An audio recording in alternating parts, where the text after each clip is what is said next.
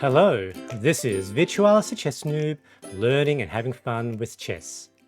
Rooks on the 7th rank, or the 2nd rank if you are playing with the black pieces, are particularly powerful. Of the tactics in chess, I generally understood the idea of some of the common tactics, such as pins, forks, and skewers. However, until I started playing and learning more deliberately, I hadn't conceptualized the notion that being able to place one or more of your rooks on the 7th rank, that is, the row immediately in front of the opponent's back rank, is a powerful tactic that can change the tone of the game. This is well demonstrated by the game I played today. Please enjoy! Let's start off with the review. So this is chess.com's algorithm, and as you can see, we started off reasonably equal. I make some inaccuracies and the opponent has slight advantage for a while. And then I regain equality, and then something happens that results in me having a winning position. Now we both have relatively similar number of good moves. Maybe I'm a little bit ahead. I do have sort of about 84% accuracy and the opponent around 71%. We each have some mistakes that the opponent did play perhaps somewhat less accurately than me here in terms of number of inaccuracies. Let's move on straight now to the analysis. In this game, I play with the black pieces. My opponent led with e4. I usually play e5. Knight f3, knight c6, and here we go, bishop b5, the beginning of the Ruy Lopez, or the Spanish game.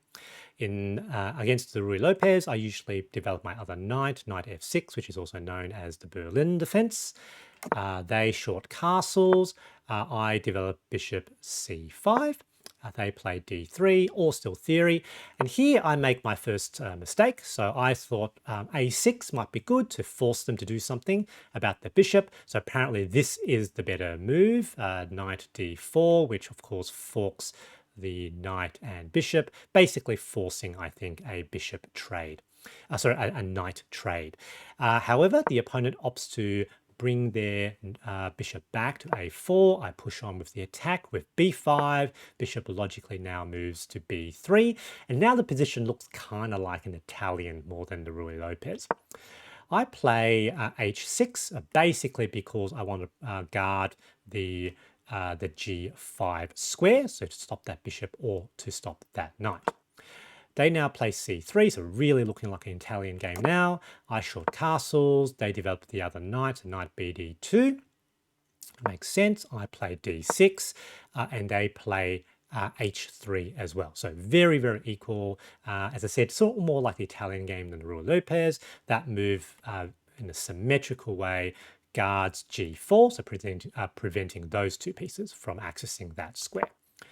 I now play knight e7, and apparently that would have been a good next move, but I didn't know that part of the theory. They centralize their rook, so rook e1. I here wasn't entirely sure what to do, and I thought that maybe forcing a trade of bishops would be good. So if they captured my bishop, I would capture back with pawn, now opening up the f-file for my rook. However, they don't play, so they instead retreat their bishop to c2. I now push d5, knowing that I was now abandoning that pawn, but I thought breaking open the center here, playing more aggressively, might be good for me. That apparently is a bad sort of move, plus 2.5, well, it's almost 2.7 for the opponent. However, we go through a series of sort of trades, so pretty much still equal, about plus 2.5. I know we whack the queens. I suggest maybe trading rooks as well. They don't decide to play and decide to play bishop f4, and that now allows me to play g5, asking what they're going to do with the bishop, and they retreat it all the way back to h2. Stockfish thinks that's good. I actually didn't think it was that good because, it sort of locks the bishop away all the way there. They do control that diagonal, but I thought, effectively it's almost like having one less active piece on the board. I decide to whack that rook now, so do a rook trade. Now, they should have captured back with rook to control the d-file. Instead, they captured back with bishop, and, that they're still ahead, plus, 2.3, 2.4, which is pretty much where they've been for a while, but they could have been all the way to plus 4, which is pretty much a winning position, I think. Here I put a threat to the knight. The knight must retreat somewhere back towards their side. They can't come to either of those squares since they're protected by my pieces. So they go to knight d3, and that's fine. I need to pull my bishop back to b6, given that, of course, is attacking that square. I wanted to maintain my bishop on this diagonal with vision on the f2 square. And an f2 pawn, it's often a weak pawn. It's often a target for attack. It's not well defended because it's only defended by the king here. And by having that bishop on that diagonal, disallows movement of that pawn. It's basically pinned to the king. They play b3, which I suspect means they weren't sure what to do. I now play rook d8, attacking that ostensibly undefended knight. Now, I thought that they might come here because they could see that that was a target. What they really should do, however, is to defend with the bishop, because by moving that knight allows my rook now to occupy that second rank, and that's what I do. So the second rank, so if I was playing with the white pieces, this would be the seventh rank. So second and seventh ranks are equivalent depending on which color you're playing.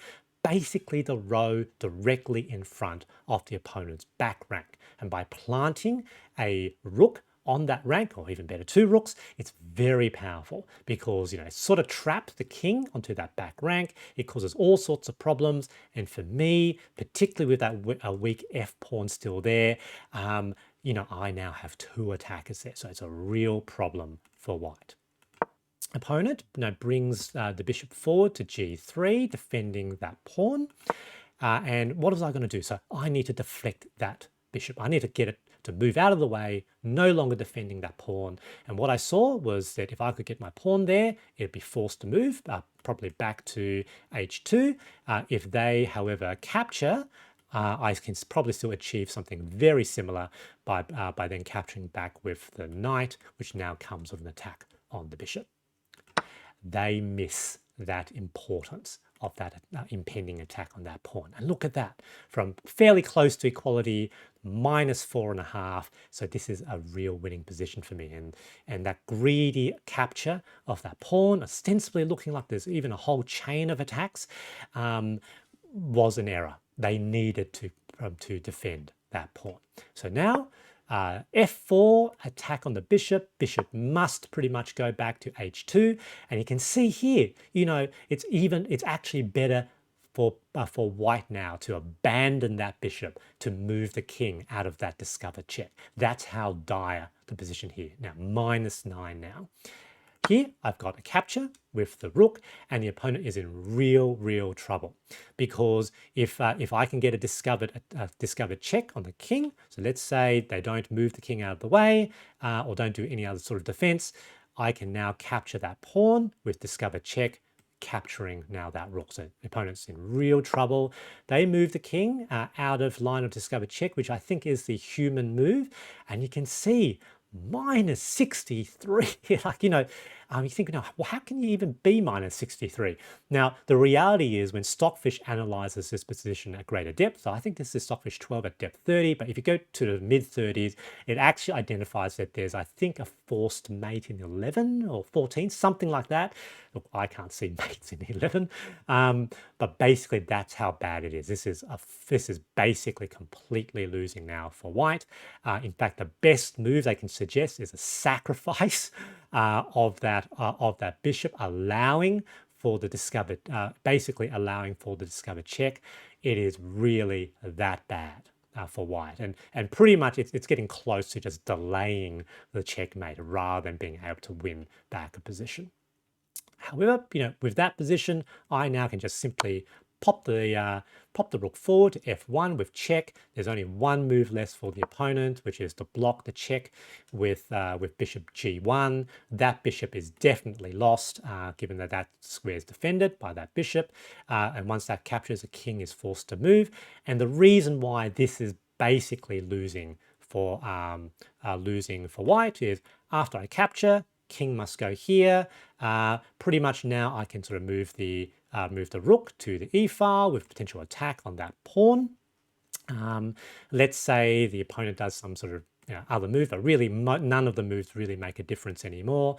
That now allows for that bishop to go to that square. and then pretty much through sort of a number of attacks. So if I move here, that is basically checkmate. Again, they can delay the checkmate by moving some of the pawns and maybe moving that bishop, but it really doesn't matter. A checkmate net is formed within a few moves. So good game with the opponent. GG. In this game, I was relatively behind until an inaccurate knight move by my opponent allowed me to place my rook on d2. This combined with my dark square bishop to form a powerful attack on the opponent's weak f2 pawn. This single error resulted in a return to equality in the position, even with me being down material.